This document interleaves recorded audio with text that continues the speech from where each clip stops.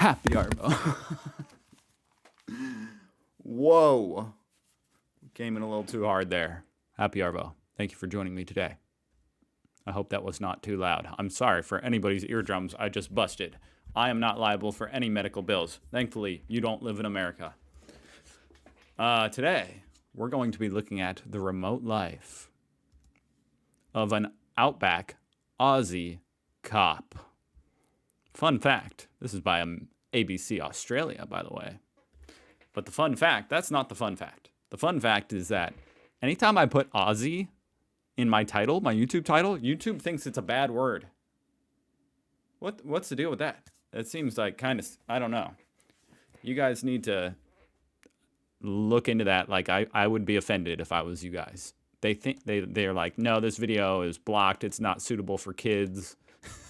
Then I just delete the word Aussie and it's fine. Explain that to me. Anyway, here's a dead bird. Yeah. Okay, let's go. Let's just go.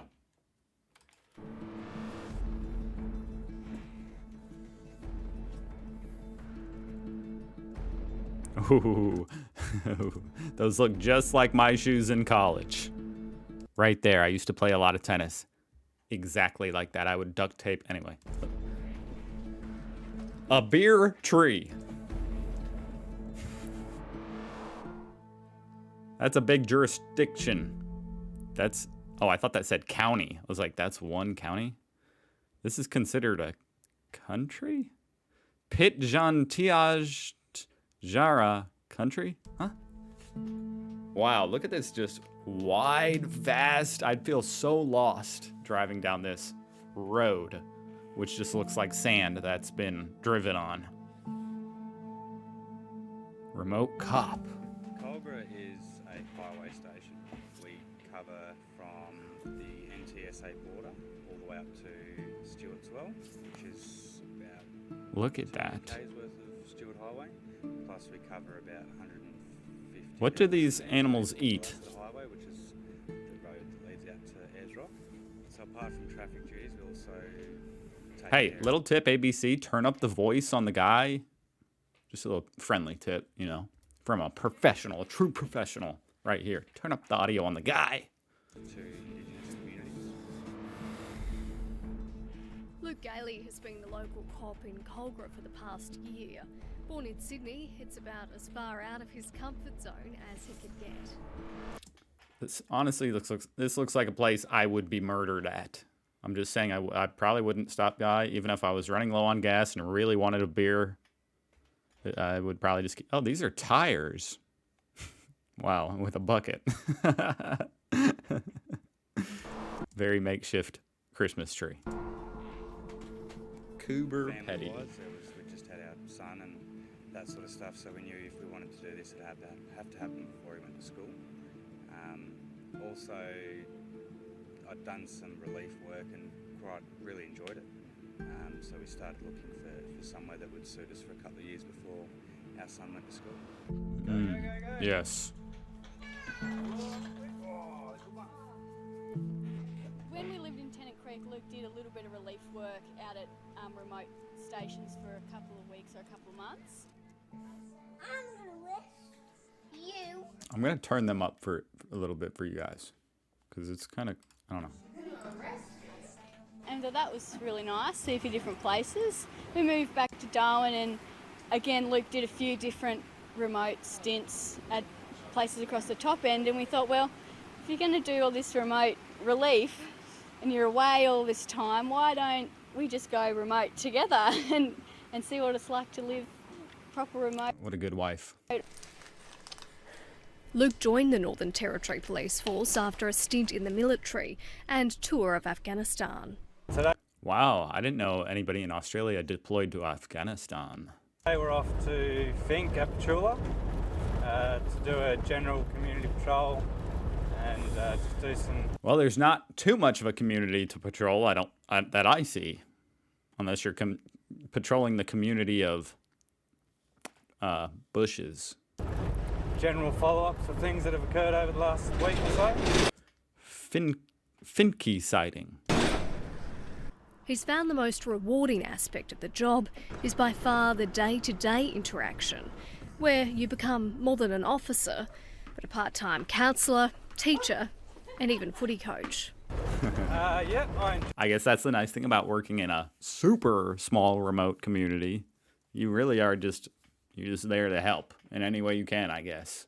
enjoy it. We have a good It's probably not much crime. relationship with the Fink community, and they generally enjoy our company.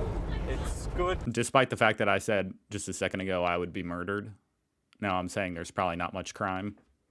Ignore that contradiction. Community, and they generally enjoy our company. It's good to be involved with them in this atmosphere, as well as it gives you a better ability to engage with them on a more one-on-one level. This man is trying to focus on driving. Stop asking him questions while he's trying to focus on this road. It might be completely barren and straight and no traffic for 300 miles. Not Is it raining? so much just being Wait, there oh, to maybe lock it them is. up, but being able to kick the footy with the kids every now and again. That's cool. Although I was a bit confused. Why did they call it footy when they were like bouncing a little ball? And just talk to them I thought footy was Australian football. as a friend sometimes, and help them out with things, as well as doing what we have to do. So.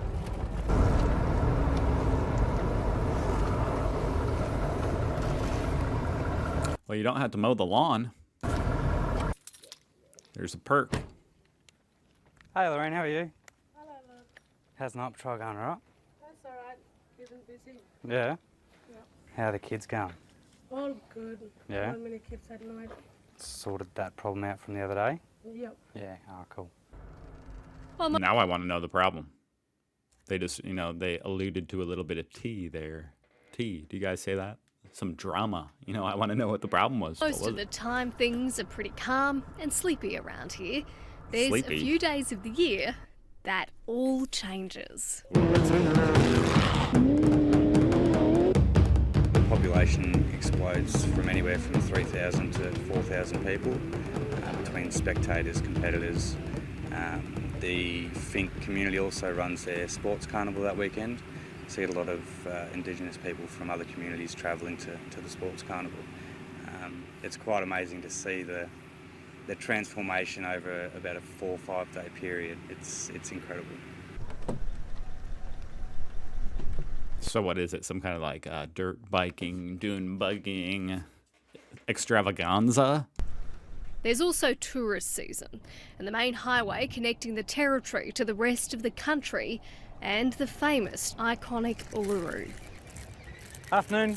Oh, this is where Uluru is. How are you, alright? Yeah, good, thank you. You have to go all the way out here to find To Uluru. drink at all? No. No? No worries. What I need from you is a sample of your breath by providing one long stage blow through the tube, and I'll let you know when to stop, okay? When you're ready? Here in America, these are somewhat controversial. They might not be constitutional. I don't know about you guys over there, but some people throw a fit over this. Like an illegal search, basically, of your person, invasion of privacy, Stop. under for no reason. Just saying. I just think it's interesting. Have you got your license on you today? Yeah. It gets very busy, so I guess the best way to explain that would be, so we do RBTs all year round, and off-peak season we can set an RBT for hours and get 50 people, as opposed to during the tourist season we can do an RBT for an hour and What's the RBT? Is that the breathalyzer stop? we'll have 200-300 people tested. So it's I don't have the exact guess so. numbers, but yeah, it's quite large. I think what they have to do here to make it legal is post it somewhere well in advance of the actual stop. They have to tell you it's coming up, and you're allowed to just go a different direction. And even if they see you turning around and leaving, they can't stop you just for that. Lots of traffic, long driving distances, and inexperienced drivers can make this job merciless. They've seen their share of trauma. within remote work, you're expected to do a lot more. Look at this place. So, as police, well, obviously, we're first Where's the Walmart? Or the Kmart? Where is it? Is that it?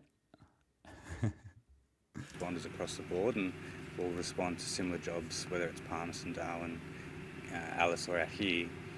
The difference lies in the support you then get post that.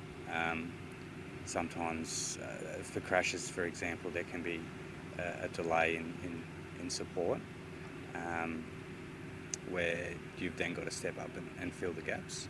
It's also a huge Yeah, because you're probably a ways away from the hospital. pastoral region. Sprawling cattle stations, the main industry down this way. Yeah, I think there's 24 cattle Are these just wild horses? stations. We deal with them in a varying degree. Some That's probably very dumb. I probably just sounded so dumb. But I don't know. There's no fence. we hardly hear from, and others will hear from quite a bit. So What could some of the issues be? there's generally not issues coming from them. Their general contact will be MBR related. See, like, you know what I said about getting murdered? This is part of the scene right here. I'd be looking for the police station because I would see a shadowy figure following me, and it would cut to earlier in the day, and the wind would have blown this sign to make this arrow point a different direction, and I'd actually be going down to the butcher shop, thinking I was going to the police station. Issues coming from them. Their general contact will be MBR related and those sorts of things, firearms and licensing for their staff and that sort of stuff. Some of the issues that have arisen in the past is disputes over cattle and things like that get sorted generally in-house. There's the It's footy, a life I foreign guess. to many, but Louise has used her unique No, that's a regular soccer ball, situation to except it's like a balloon. tell the rest of the world about remote policing through a Facebook page. Well, I thought it would be Probably an an interesting page. way to share with other people what it's like to live remote. I bet it's and like share also you never know what might happen. what it's like to be a police wife as well. And I thought it'd be interesting when you have those odd stories or funny days to get it out there and let people know that things can happen and change so quickly, and just sort of shed a light on what it's like to be a remote family. I might have to follow that page. They didn't say what it Their was. time in the outback, however, is coming to a close. No, I think we'll definitely miss the peace and quiet in the big yard and being able to let our little man yell and scream and run around without worrying about neighbours too much. So, yeah, we'll definitely miss it. It's been really special for us. It's not They're something leaving? a lot of people get to do. After all that, And it's not something a lot of people can say they've even had the opportunity to consider. So for us, it's been really interesting, and for Emmett, growing up out and seeing this place, he can always have some pretty unique stories to tell people. And we've had the opportunity to spend a lot of time together and see lots of different things apparently too much time. Just kidding. around the area as well that insiders knowledge. They're like, that all right, that's enough really time cool together. spots to go that if We you're need just some passing other through, you people don't around get the here. opportunity to see. So we've been really lucky, I think, coming out here. Well, there you go. That was interesting. I mean, it was kind of like there was no real story to it. It was just like, yep, this is what the life of a remote cop in the outback is like. So, I don't know. Yeah, I appreciate that. That was cool. Insightful. I can't even imagine. It'd be a completely different way of life. I wish it was a longer video. Anyway, have a fantastic day, you know? I hope to see you again tomorrow. Maybe. Subscribe if you feel like it. Either way, have a happy Arvo. And goodbye.